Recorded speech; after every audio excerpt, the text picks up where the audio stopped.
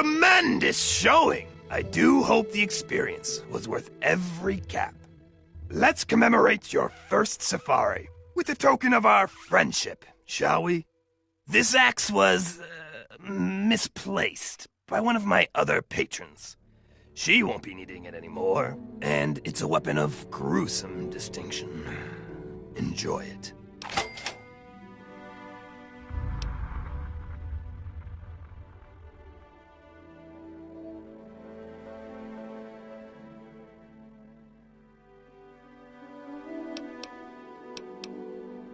Your enthusiasm is flattering, but I'll need time to round up more fodder.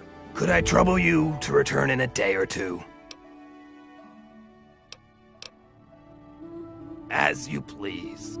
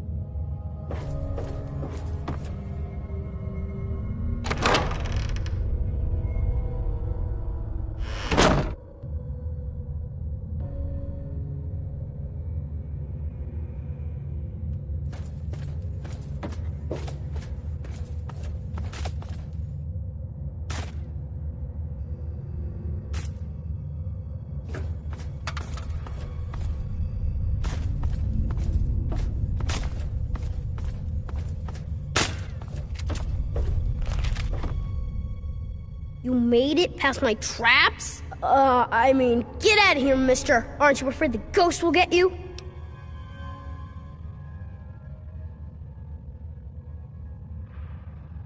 No, I mean it, mister. The ghost will melt your brain to mush. You need to get out of here, and fast.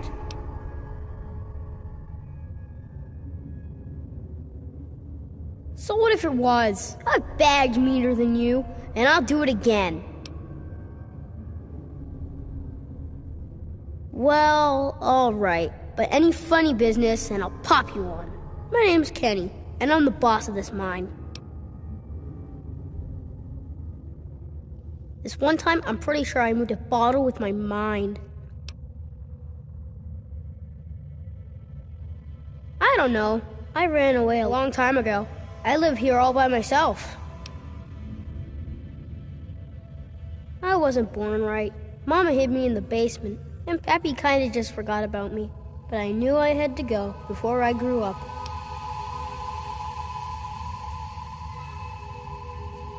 Look at me! I don't get the marks. I go around the wets and folk will shoot at me, thinking I was one of your type.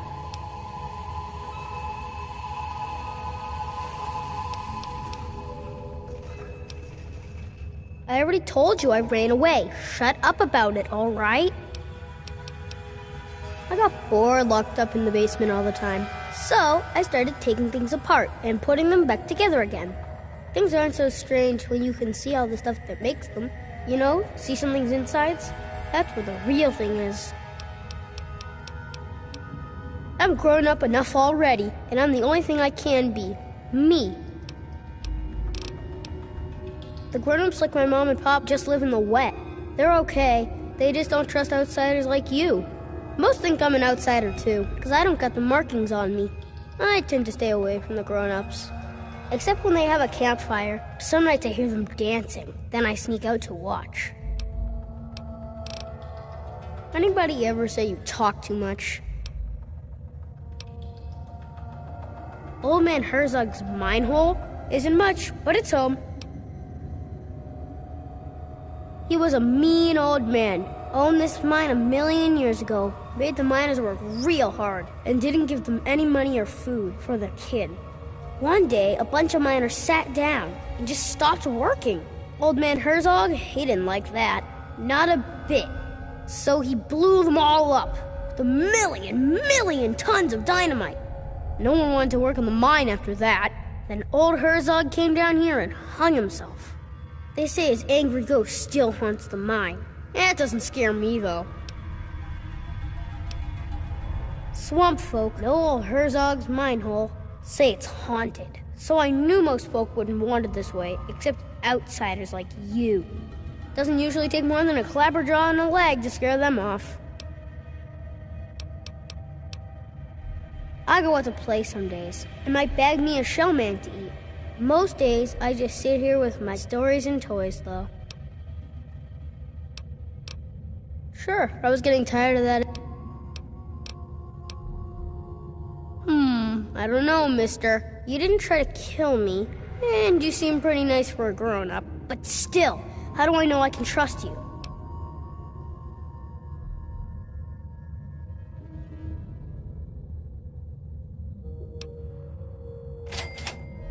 I guess you can stay here when you need to. And you can leave your stuff. I won't mess with it. So, do you like games? Want to play hide and seek or tag or something? Fine. I didn't want to play with you anyway.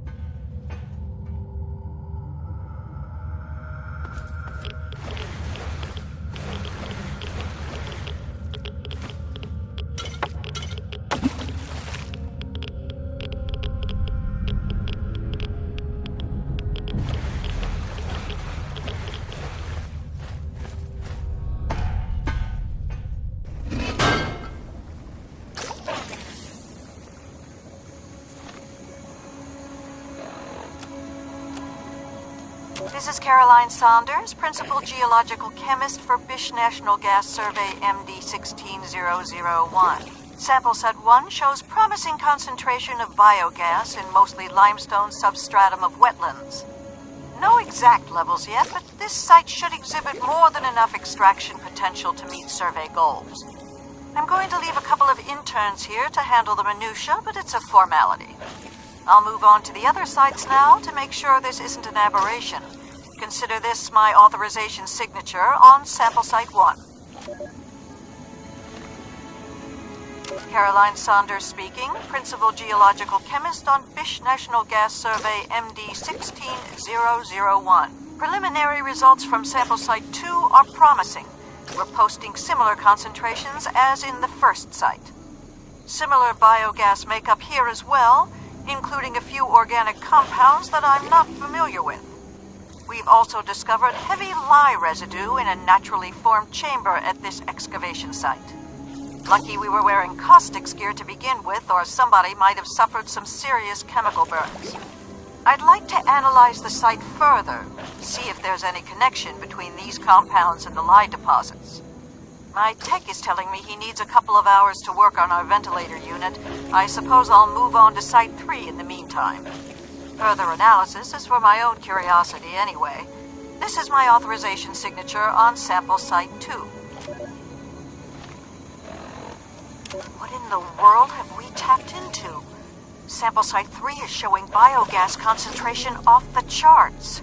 Wetland substratum is surprisingly dense limestone at all excavation sites, and we've had no trouble locating naturally formed chambers. This and the dense calcite formation suggest that subterranean water flow has eroded a vast network of caves and grottos throughout the region. Mapping these will be a monumental effort and necessary to fully uncover the bounty of natural gas resources captured down here. What I don't understand is the amount of lye residue we're encountering. I'm going to try and touch base with some of my academic contacts and see if we can find any precedent for it. We'll have plenty of time to work that out, though. I've no doubt Bish will want to set up shop here and drill their little hearts out. This is Principal Geological Chemist Caroline Saunders for Bish National Gas Survey MD 16001. Consider this my authorization signature on sample site 3. Far as I'm concerned, this is a prime location for biogas harvesting and a treasure trove for some field research.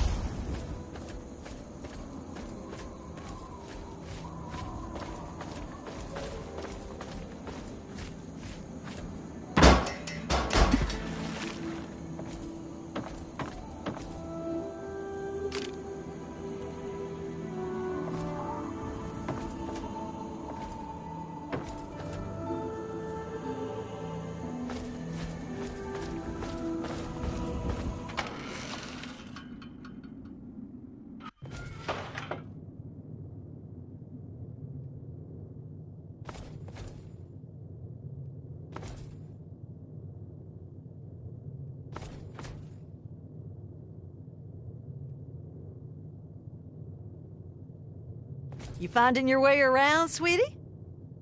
You ain't have the look of a local, son. Think you could help a sick woman get on the mend? Reckon it's the orange fever. I do feel light in my head. Now that is just an awfully rude thing to say, sweetie.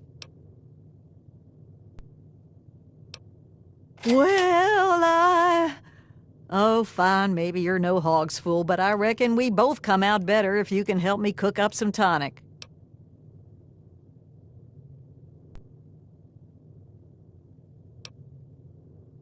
Could it now? I suppose you'd know how to see to that, wouldn't you?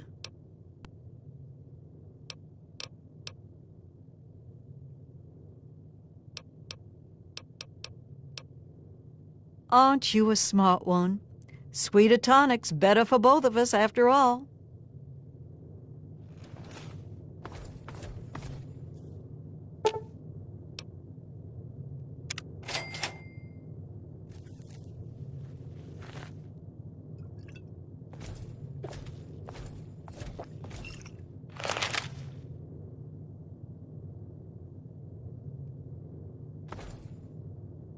You find... Thanks for mending the still, sweetie.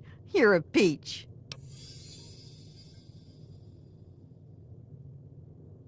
Secret family technique. Been so for generations. Help me brew some up by gathering ingredients. I'll share the batch to make it worth your while and sweeten the deal with 300 caps. This and that.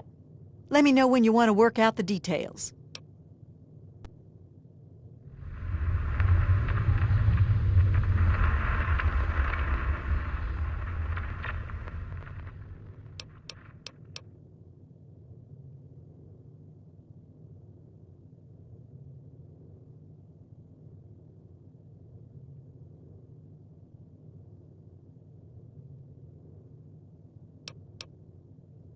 There aren't too many ingredients, but I brew large batches, so we need a good bit of each. We'll need punga fruit, yeast, and some fishing batteries for that extra little kick. Punga fruit, and lots of it. The stuff those loonies make at the church is best. 10 of those will do, but might cost you. Wild fruit will do the trick, but you'll need twice as much of it. Well, we'll need yeast. You can find it about anywhere, but there's a big stash on the boardwalk. 3 sacks is enough. Yeah, 10 from the growers at the cathedral or 20 wild. You best keep this one to yourself, sweetie. The family tonic gets real kick from our secret ingredient. We need just a little bit of battery acid. Oh, don't look like that now. You reckon I'd be around to tell you about it if it weren't safe enough? Bring me 6 fishing batteries and I'll scrape them into the mix. I thought you'd never ask. Why, I'm just folk. What more is there? Things aren't wonderful, but I reckon it's hard all around. My family's lived hereabouts since, well before the war, and I reckon we'll be here a long time yet. Here, I thought you were a quick one. Look, sweetie, I reckon you'd have shot me as soon as you walked in here if you weren't a kind soul, or at least an enterprising type. That old thing's been in my family for years and years. Well before the bombs, there was a time folks couldn't get no tonic by law, and my family did okay helping them get what they needed.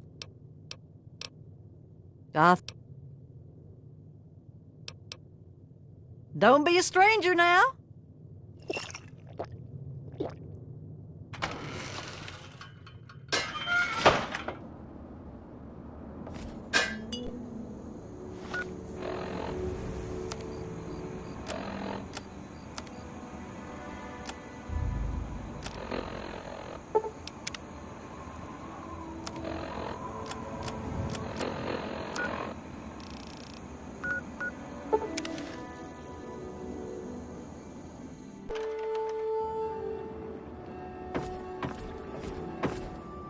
Oh, it is. And what is it you would like to purchase?